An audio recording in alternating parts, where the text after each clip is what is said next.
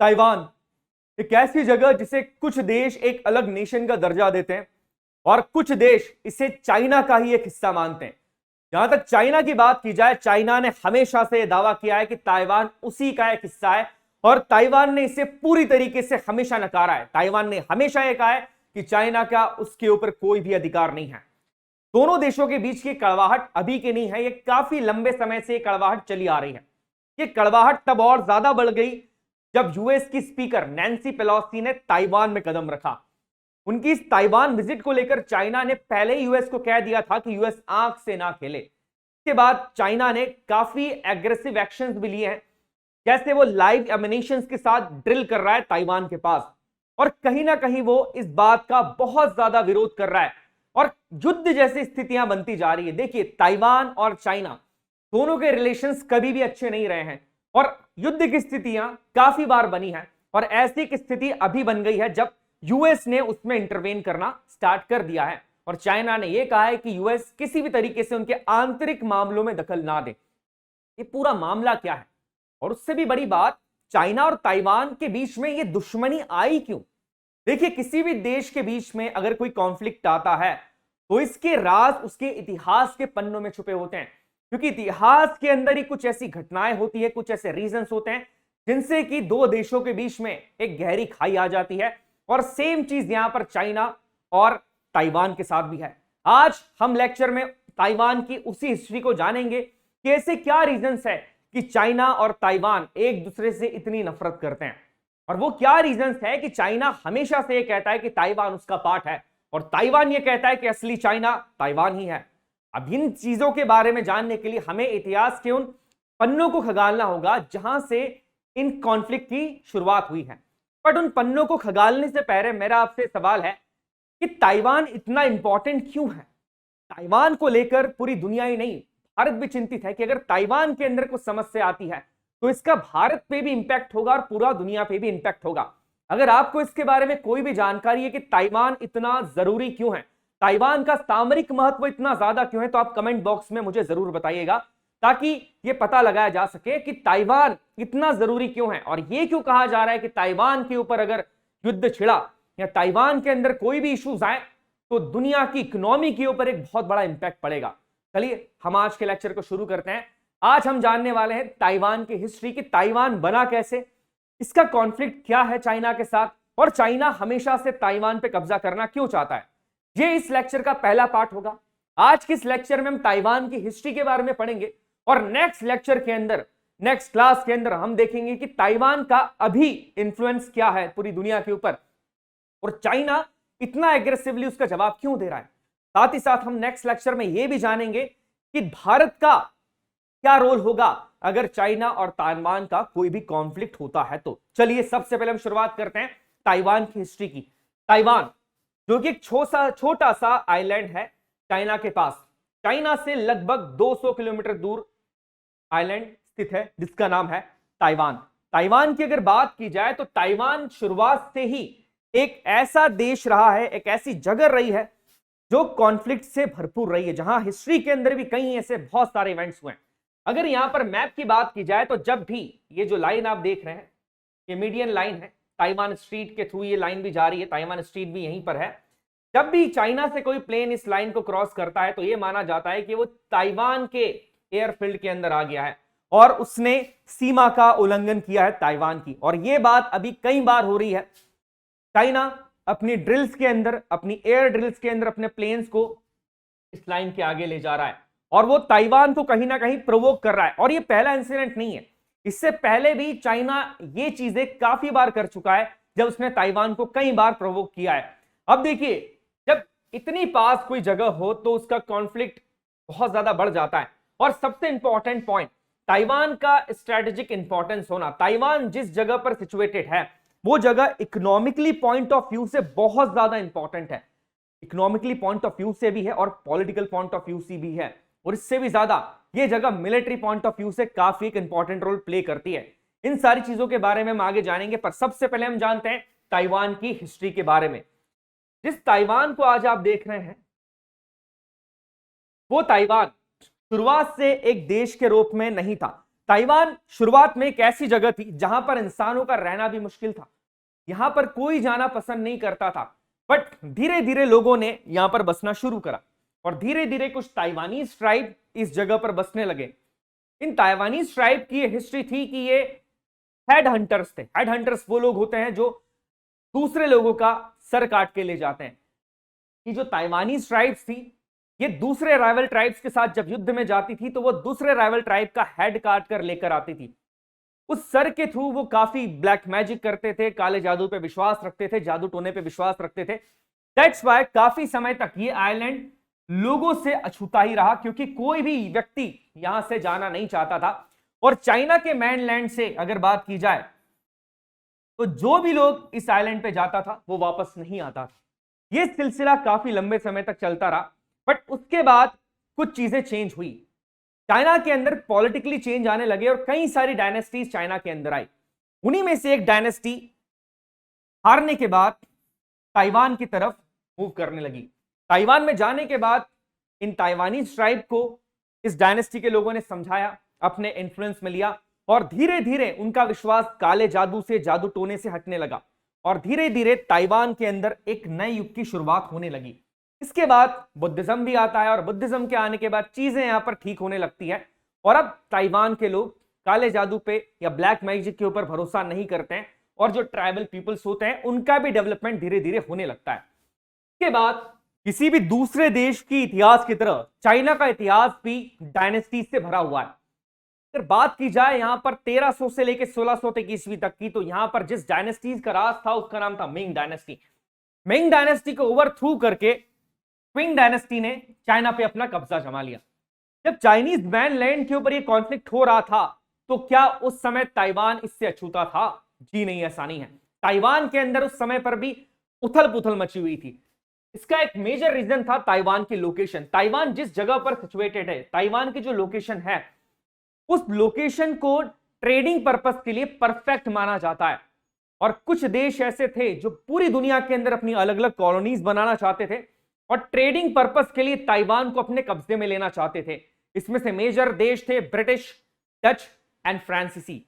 इन तीनों में से जिसे इस बात को लेकर सफलता मिली कि ताइवान के ऊपर किसका कब्जा होगा, वो थे डच। डचेस ने सबसे पहले ताइवान के पेंगुआ आइलैंड, जो कि इस जगह पर है, वहां पर कब्जा किया। जब यह बात क्विंग डायनेस्टी के लोगों को पता लगी तो उन्होंने डचेस को यहां से खदेड़ दिया। पर डच यहीं पर रुके नहीं, उन्होंने ताइवान के दक्षिणी हिस्से में अपना कब्जा जमा लिया। अपना एक फोर्ट वहां पर उन्होंने स्थापित कर लिया जिसका नाम था फोर्ट जिलैंडिया। इस फोर्ट के ऊपर वो रहने लगे और यहीं से वो ट्रेडिंग करने लगे। ताइवान के मेनलैंड के ऊपर रहने वाले ट्राइब्स भी अब डचेस के दोस्त बन चुके थे, उनके मित्र बन चुके थे। समय के साथ साथ ये दोस्ती गहरी भी होती गई और कई इंसिडेंट ऐसे भी हुए कि उन्होंने डचेस का साथ दिया जब भी चाइना ने उनके अगेंस्ट कोई विद्रोह किया। अब चलिए वापस से चलते हैं हम पुरानी पिक्चर के ऊपर। जब मिंग डायनेस्टी, जिसके बारे में मैंने आपको बताया था, जब मिंग डायनेस्टी के ऊपर क्विंग डायनेस्टी ने अपना कब्जा जमा लिया तो मिंग डायनेस्टी के एक बड़े ही लॉयल जनरल जिनका नाम था कॉक्सिंगा, कॉक्सिंगा अपने देश की या मिंग डायनेस्टी के इंपॉर्टेंट लोगों को लेके, अपनी जनता को लेके, जब उन्हें कोई जगह नहीं मिली क्योंकि चाइनीज मेनलैंड के ऊपर कब्जा किसका हो गया है, कब्जा हो गया है क्विंग डायनेस्टी का, तो वो अपने लोगों को लेके चले गए ताइवान। अब ताइवान जिसके ऊपर डचेस रह रहे थे, जिसके ऊपर डचेस का कब्जा था, उन्होंने डचेस को वहां से मार के भगा दिया। 1662 के अंदर यहां पर मिंग डायनेस्टी के कॉक्सिंग, जो कि बड़े मेजर जनरल थे, इन्हें हीरो माना जाता है, और उन्होंने डचेस को बुरी तरीके से हराया। डचेस ने इनकी शक्ति को कम आंका था जबकि ये बहुत ज्यादा शक्तिशाली थे और इन्होंने डचेस को ताइवान से पूरी तरीके से भगा दिया, बाहर कर दिया। इसके बाद भी ताइवान इन युद्धों से अछूता नहीं रहा। कुछ ही समय बाद 1662 के बाद आप देखेंगे 1683 तक मिंग डायनेस्टी ताइवान के ऊपर रही, बट उसके बाद वापस से क्विंग डायनेस्टी ने ताइवान के ऊपर अपना कब्जा जमा लिया और मिंग डायनेस्टी के अंतिम लोगों को भी यहां से खत्म करके भगा दिया। और उसके बाद 1683 से लेके 1895 तक ताइवान क्विंग डायनेस्टी का एक अभिन्न अंग हिस्सा बना रहा। इस बीच के अंदर भी काफी सारे कॉन्फ्लिक्ट्स हुए जिसने चाइना के और ताइवान दोनों के इतिहास में काफी मेजर चेंजेस लाए, जिसमें से एक बहुत बड़ा रीजन था first opium war. Opium, opium के बारे में आप सभी जानते हैं, हम यहां पर बात कर रहे हैं अफीम की। ओपियम एक ऐसी चीज थी जिसकी ट्रेडिंग ब्रिटिशर्स हमेशा से ही करना चाहते थे। अब यहां पर हुआ यह कि जब उन्होंने ओपियम को ताइवान के थ्रू ट्रेड करने का सोचा, तो यहां पर ताइवान के लोगों ने और खास करके क्विंग डायनेस्टी ने इस बात को लेकर बिल्कुल इंकार कर दिया। बट ब्रिटिश किसी भी तरीके से ताइवान का और चाइना का यूज करना चाहता था ताकि वो ओपियम का इनलीगल ट्रेड कर सके। इसके लिए उसने सहारा लिया करप्शन का, और ताइवान के लोगों को इनलीगल तरीके से ड्रग्स की लत भी लगा दी, ओपियम की लत भी लगा दी। ऐसे और बहुत सारे रीजन थे। जब इन सारी बातों का पता चाइना को लगा, तो चाइना की क्विंग डायनेस्टी ने ब्रिटेन के खिलाफ एक युद्ध छेड़ दिया।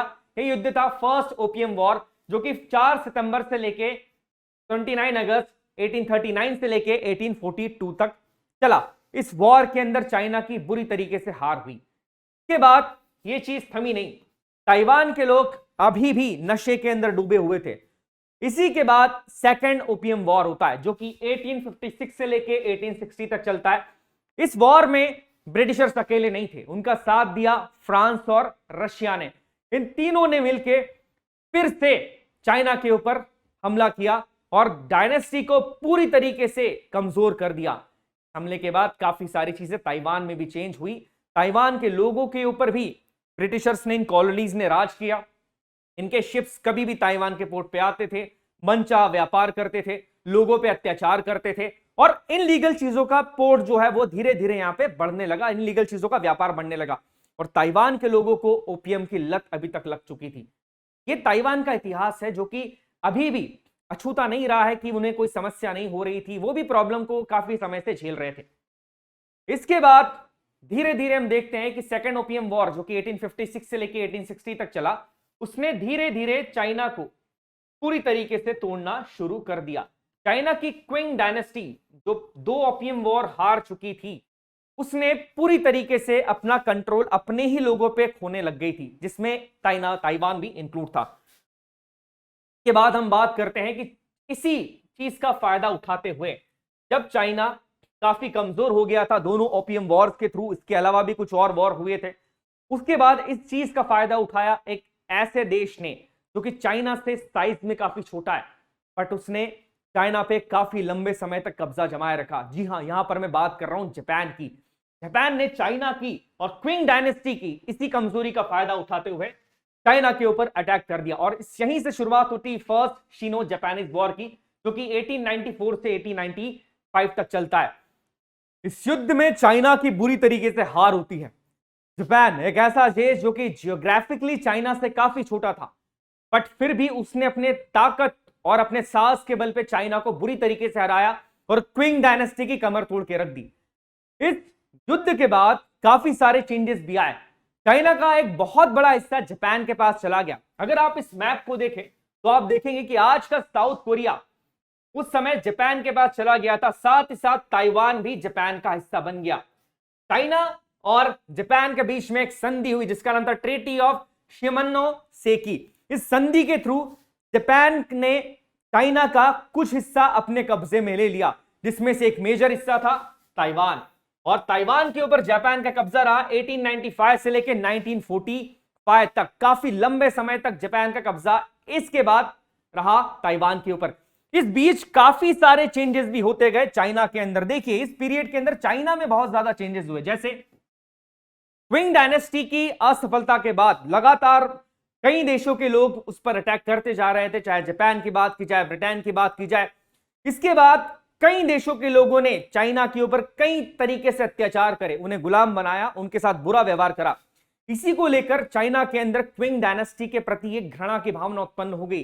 चाइना के अंदर ही उन्हीं के देश में कई छोटे छोटे रेवोल्यूशनरीज ग्रुप खड़े होने लग गए, जिनका एक ही मकसद था कि क्विंग डायनेस्टी को चाइना से उखाड़ फेंकना, क्योंकि वो अब राज करने योग्य नहीं है। क्विंग डायनेस्टी शासन नहीं कर सकती है। और कई ह्यूमिलिएशन कई देशों से झेलने के बाद, जापान से भी झेलने के बाद, ब्रिटेन से भी झेलने के बाद, डचेस से भी झेलने के बाद, यहां पर एक नए रेवोल्यूशन की शुरुआत होती है चाइना के अंदर 1911 में, जिसे चाइनीज रेवोल्यूशन भी कहा जाता है और जिंगाई रेवोल्यूशन के नाम से भी जाना जाता है। इस रेवोल्यूशन में काफी छोटी छोटी रेवोल्यूशनरी पार्टीज खड़ी हुई, जिनका मकसद था कि क्विंग डायनेस्टी को जड़ से उखाड़ फेंकना और चाइना के अंदर एक ऐसी सरकार लेकर आना जो लोगों के द्वारा तय की गई हो, जो लोगों के भले के बारे में सोचे।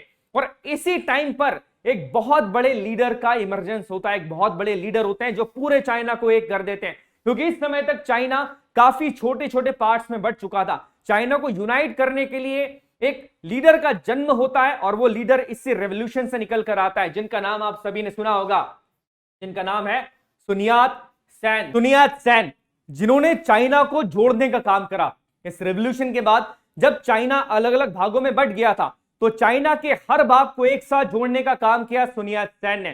सुनियात सेन की पार्टी जो थी चाइनीज नेशनलिस्ट पार्टी, जिसे कॉमिंगटांग के नाम से भी जाना जाता है, वो चाइना में धीरे धीरे बहुत प्रसिद्ध होने लगी और सुनियात सेन को लोग अपना लीडर मानने लगे। चीजें काफी ठीक चल रही थी, बट अचानक सुनियात सेन की मृत्यु हो जाती है और उसके बाद क्विंगटान पार्टी की बागडोर आती है एक ऐसे लीडर के हाथ में, एक ऐसे शख्स के हाथ में जिसका खुद का इतिहास और ताइवान का इतिहास एक साथ जुड़ा हुआ है। जी हां, यहां पर मैं बात कर रहा हूं चांग काय शेक की। चांग काय शेक इसके बाद क्विंगटान पार्टी की बागडोर को संभालते हैं। जब क्विंगटान पार्टी बनी थी, उसके रेवोल्यूशन चल रहे थे, वो फेमस हो रही थी, उसी समय पर चाइना में एक और पार्टी आती है। ये पार्टी होती है communist party of China, CPC, जो कि 1921 के अंदर स्टैब्लिश की जाती है और इसके फाउंडिंग फादर्स में से एक होते हैं माओ जेडोंग, जो कि आगे जाकर चाइना के इतिहास में सबसे बड़े लीडर के तौर पे इमर्ज होते हैं। CPC जो कि कम्युनिस्ट पार्टी, देखिए कम्युनिस्ट पार्टी की विचारधारा और एक नेशनलिस्ट पार्टी की विचारधारा कभी मिल नहीं सकती है। कम्युनिस्ट पार्टी यह चाहती है कि देश के ऊपर सिर्फ एक चीज का राज होना चाहिए, एक ही पार्टी का राज होना चाहिए और लोगों को ज्यादा अधिकार नहीं देना चाहिए, जबकि एक नेशनलिस्ट पार्टी यह चाहती है कि लोगों के पास अधिकार होने चाहिए। की बात को लेकर दोनों पार्टीज, चाइनीज नेशनलिस्ट पार्टी और कम्युनिस्ट पार्टी के बीच में टकराव शुरू हो जाता है और चाइना में शुरू होता है गृह युद्ध। गृह युद्ध, पहला सिविल वॉर चलता है 1927 से 1949 तक। बट इसी समय एक बड़ा मेजर इंसिडेंट हो जाता है। वो मेजर इंसिडेंट ये होता है कि जैसे ही पहला सिविल वॉर चल रहा होता है, उसी समय पर जापान इसका फायदा उठा के अटैक कर देता है चाइना के ऊपर और यहीं से शुरुआत होती है the second Sino Japanese war की, जो कि 1937 से लेके 1945 तक ये वॉर चलता है। अब देखिए, ऐसी वॉर की सिचुएशन में ये दोनों पार्टीज हाथ मिला लेती है कि हम तो बाद में लड़ेंगे, पर पहले हमारे देश में जो दुश्मन आ गया है, जिसने पहले भी हमें हराया है, हमें उससे हराना यहां पर जरूरी है।